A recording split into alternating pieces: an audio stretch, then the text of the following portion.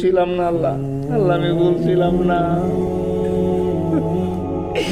আল্লাহ আমার ঠকাইছে, আল্লাহ আমার ঠকাইছে।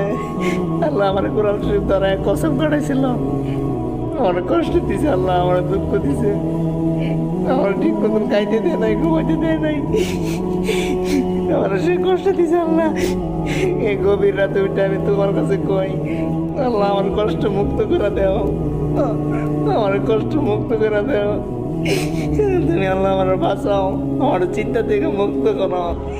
সে তো আমার টাকায় চলে গেছে, আমার একটু দূরে চলে গেছে।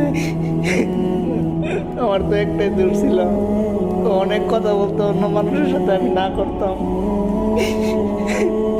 আল্লাহ আমার টাকাইছে, আমার কষ্ট দিছে।